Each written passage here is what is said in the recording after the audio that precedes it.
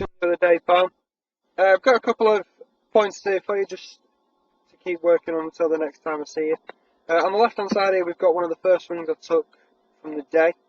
We'll just start this back. The main points we were talking about during the session was trying to make sure that your upper centre didn't move off the ball, so away from the target.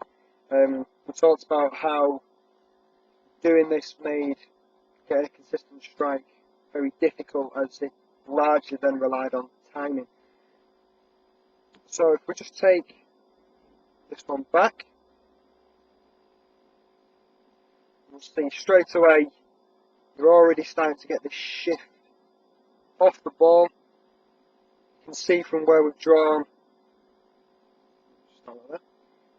the red line here, how much your upper centre has actually moved away from the ball. So you can see that your spine has actually stayed what we call in flexion on your backswing, which basically means that your upper body is still leaning forward as it was at address. And you can also see here, so straight away you can see how much your upper body has moved away from the target. The other problem we had from this as well is that we could see straight away how short your backswing is. You can see your left arm's not travelled very far at all, and because of that we really struggled to really get any power into the shot.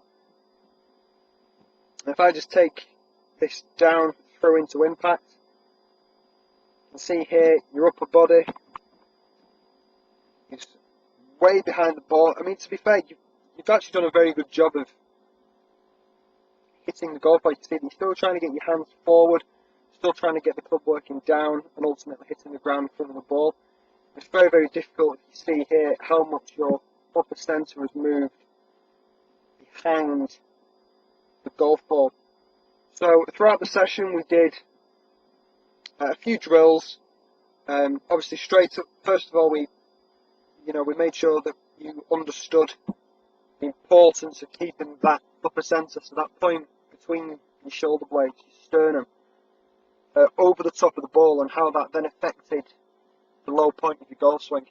So if I take this one on the right, which was a little later on, also one thing as well, if you just notice here, your hands, we talked about just trying to get them a little bit further forward at setup, just to make it a little bit easier. If you see, watch Charlie here in the middle, you can see how his hands are a lot further forward. So if we take this one back, you can see there that that point between your shoulders, your upper centre has stayed much more stable over the top of the ball. If I just take this one back to the top of your backswing, you can also see how much further the left arm's travelled, allowing you to generate some more power.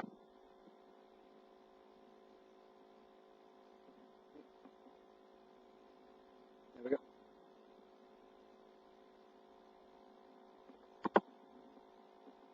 And then also, because you've managed to stay so much more on top of the ball, if I just run this one through, see that this impact point here, see how you're much more, over that line, much more on top of the ball, giving you a much better chance to hit the ground in front of the ball. If we just watch Charlie here in the middle, you can see there that that point has stayed constant, it's not moved away from the ball, it's not moved away from the target, it's not moved towards the target, it's just stayed where it was, allowing him to hit the ground in front of the ball more consistently.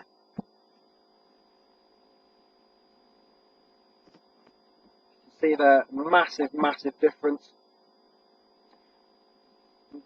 And all this should make it a lot easier for you then to really work on getting a solid contact. And then as we work through the next few weeks, we should be able to add in a few different pieces, start seeing some significant improvement to your game. Good luck with it, Kai. Look forward to seeing you next time.